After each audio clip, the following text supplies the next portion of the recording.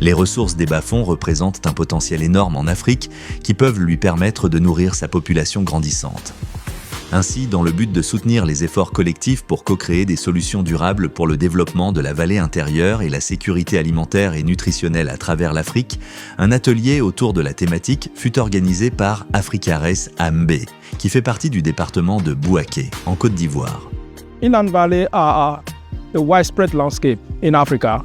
Les bas-fonds constituent un paysage très répandu en Afrique, couvrant 190 millions d'hectares.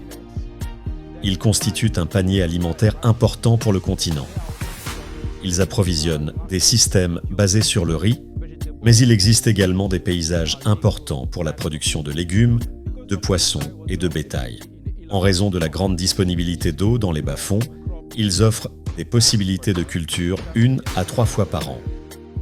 Donc, si même une fraction de ces 200 millions d'hectares sont exploités de façon durable, pour le riz, mais aussi pour la diversification, pour les légumes, les fruits, on peut avoir espoir, on peut être même certain d'être capable de nourrir l'Afrique, toute cette population urbanisante de, disons, Abidjan jusqu'à Lagos, avec cette ressource qui est là. Malgré ce potentiel énorme des bas-fonds, un défi majeur se pose, ce qui a nécessité le développement d'une approche innovante par Africares, l'approche Smart Valleys. Mais le problème majeur des bas-fonds est la mauvaise maîtrise de l'eau. C'est pourquoi l'approche Smart Valley entre en jeu. L'approche Smart Valley est une approche à faible coût pour améliorer le contrôle de l'eau dans les bas-fonds et qui vise à améliorer l'intensification et la diversification, tout en améliorant les services écosystémiques et la biodiversité.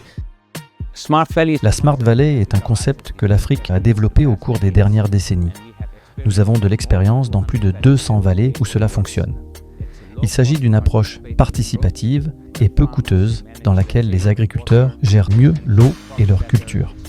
Il ne s'agit pas seulement de riz, mais d'un système basé sur le riz, car dans la vallée, les agriculteurs cultivent également des légumes, des céréales et des arbres fruitiers. Il s'agit donc d'un système agro-diversifié. C'est également un système très riche en biodiversité, car il y a beaucoup d'arbres. Si vous écoutez, vous entendrez tous les oiseaux chanter. Il s'agit donc d'une approche participative, peu coûteuse. Il est basé sur la nature et respecte les conditions agroécologiques. C'est également bon pour le renforcement du capital social, car une vallée ne peut pas être gérée par un seul agriculteur. Vous avez besoin de groupes d'agriculteurs dans la vallée pour travailler ensemble et développer la vallée pour en faire une vallée intelligente. Cela crée donc du capital social. C'est également important d'un point de vue économique, car les agriculteurs, en tant que groupe, peuvent acheter collectivement de grands volumes d'intrants et vendre de grands volumes de production, ce qui est très important pour le marché. Si vous avez un bas-fond non aménagé, l'agriculteur aura en moyenne 2 tonnes de rendement par hectare. Mais avec l'approche Smart Valley, le rendement passera de 2 tonnes par hectare à 4 tonnes par hectare. Vous avez donc un gain de rendement de 2 à 3 tonnes par hectare. Il y aura également une augmentation du revenu des agriculteurs de $700 américains par hectare.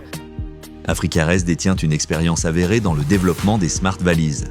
L'un des enjeux majeurs de cet atelier était donc de trouver des voies et moyens pour mettre à l'échelle ces techniques climato-intelligentes. L'atelier vise le développement de l'approche Smart Valleys, ce qui est très important en termes de respect de la biodiversité, de respect des différentes cultures et de respect de l'intégration des différentes productions animales. L'atelier va aborder diverses questions. Premièrement, savoir ce qu'il y a dans les vallées, quels sont les critères, quelles sont les propriétés et bien d'autres choses. De cette façon, ils peuvent faire un diagnostic des différentes opportunités et des différentes contraintes. À partir de là, ils établiront également des priorités et élaboreront un plan d'action. The scaling of Smart Valley, it requires a good plan, basically. La mise à l'échelle de la Smart Valley nécessite un bon plan. Essentiellement, cela commence par la communication. Il ne s'agit pas seulement d'informer la communauté par la sensibilisation, mais aussi différents groupes à différents niveaux. Cela commencera donc par le niveau local, régional et national, mais aussi par le partage des expériences entre les pays. Les pays devraient prendre leurs responsabilités. Les gouvernements, que nous pouvons aider à sensibiliser aux vallées intelligentes, devraient donner la priorité à cette approche dans ces programmes agricoles. Nous voyons déjà cela se produire. Ici, en Côte d'Ivoire, le gouvernement investira près de 1,5 milliard de dollars au cours des 6 prochaines années. Nous avons parlé au gouvernement et discuté du concept de Smart Valley. Nous travaillons avec eux pour mettre en œuvre un projet pilote, ici, en Côte d'Ivoire. Pour passer des projets pilotes à une transformation structurelle au niveau du continent, il faudrait que les décideurs soient sensibilisés à l'approche Smart Valley.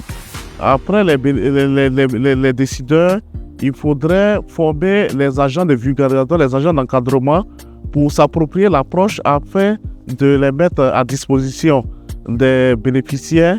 Aussi, les bénéficiaires eux-mêmes doivent s'approprier l'approche pour montrer la plus-value et le bénéfice qu'ils auront à adopter l'approche. Et enfin, permettre aux partenaires techniques et financiers d'accompagner l'approche afin de faciliter sa mise en œuvre. L'approche Smart Valleys est une approche qui permettra assurément à l'Afrique d'atteindre l'autosuffisance en riz dans un proche avenir. Néanmoins, cela ne pourra se faire qu'à condition d'avoir des moyens techniques et financiers suffisants. With 30 million hectares of Avec 13 millions d'hectares de Smart Valley développés en Afrique, l'ensemble du continent peut produire suffisamment de riz. Cela signifie que nous passerons de 200 Smart Valley pilotes à environ 40 000 Smart Valleys. Cela est réalisable pour disposer des 30 millions de tonnes de riz dont nous avons besoin pour que nous soyons en autosuffisants d'ici 2030. Le principal moteur est l'argent. Nous avons besoin de projets à terme pour lancer cette approche, pour former le gouvernement, les agents de vulgarisation et les ONG. Nous devons les identifier et travailler avec eux. Nous devons examiner les zones potentielles qui se prêtent très bien au développement des bas-fonds. Une fois que tous ces différents catalyseurs sont en place, cela peut évoluer très rapidement. Comme je l'ai expliqué précédemment, nous pouvons commencer modestement, mais nous obtiendrons beaucoup de résultats si nous le faisons correctement. Et cela signifie qu'elle peut se développer rapidement, et très bien, si l'on démarre aux bons endroits dans le pays. À partir de là, nous pouvons le faire grandir. Avec la science, nous le pouvons. Avec la science, nous le pouvons. Ensemble, nous pouvons aller très loin. Oui, grâce aux innovations technologiques de la science, nous pourrons assurément augmenter de manière exponentielle le rendement du riz ainsi que les revenus. Cela nous permettra d'atteindre l'autosuffisance alimentaire dans un proche avenir. Tel est notre mandat à Africa Race.